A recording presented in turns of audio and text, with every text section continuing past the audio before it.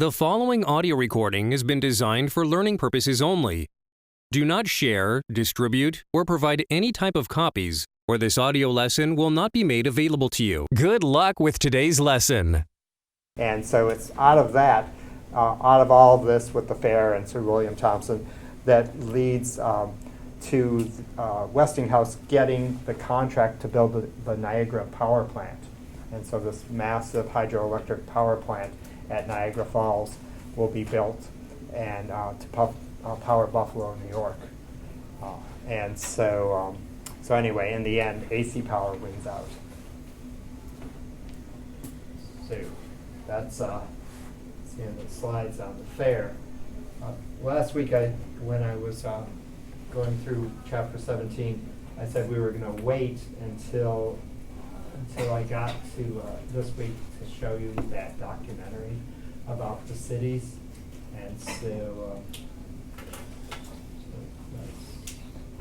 that's what I want to do next. There's this film. Remember, you're going to have to start watching the films coming up in this unit. I think the first one's on World War I, and you'll take the short quiz, just some questions that you'll get the points. And so anyway, but this film's not on there. So, and this film is actually, you don't even have to answer any questions. So you just have to be here and watch. So this is really just going to be highlighting what I've been talking about over the course of the last few weeks. And then we're going to move on to the Gilded Age after this. This was produced by the Annenberg Foundation, by the way, out in California a number of years ago.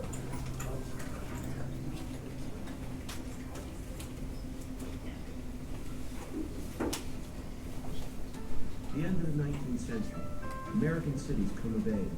The reigning question at the time was, can these cities be controlled? Are they growing in such a way that they're creating problems that will bring down the country? Chicago, rising triumphant from the ashes of the Great Fire, the city of the century.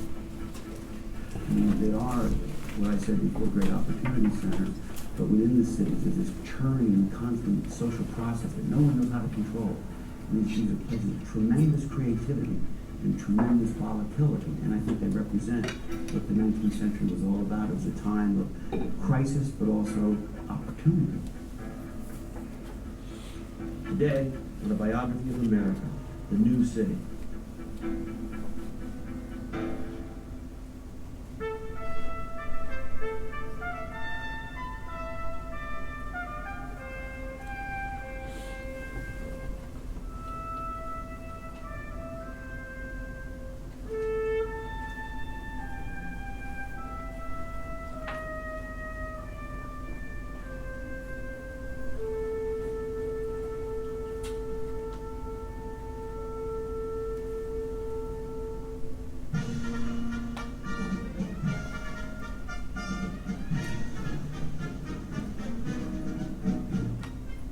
Summer of 1893, Chicago put on one of the spectacles of the century, the World's Columbian Exposition.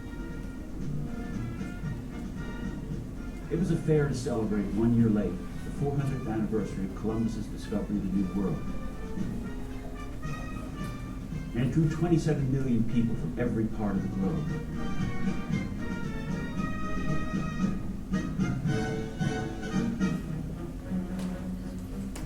The fair marked America's emergence from the Civil War as a reunified nation of unrivaled power and prosperity.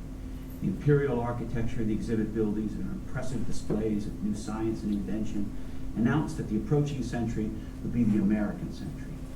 But if this was America's fair, it was even more so Chicago's, a declaration that it had arrived as a city of global consequence. In 1830, there was no Chicago. 60 years later, it was the second largest city in America. And amazingly, in between these years, in 1871, it was almost totally destroyed by a colossal firestorm. To make the fair truly spectacular, Chicago's master builder, Daniel Burnham, constructed a miniature city of gleaming white buildings on former swampland along Lake Michigan. The buildings looked like those of ancient Rome, but the White City had an ultra-modern infrastructure, including the most advanced urban transit system in the world.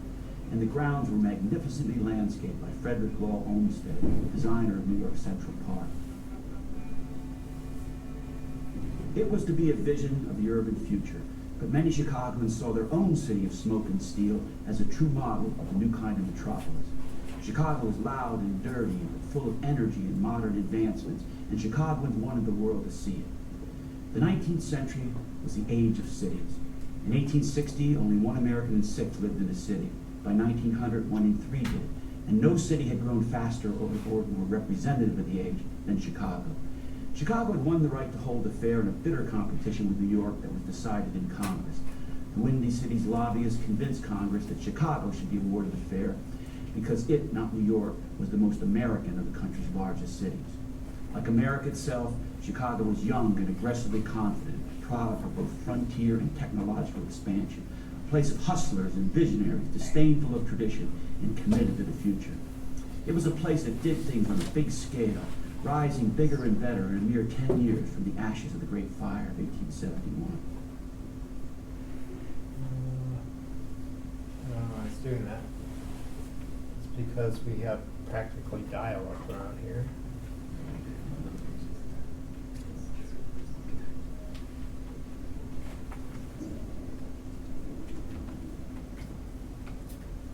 Happens when I plug it in, if that makes sense.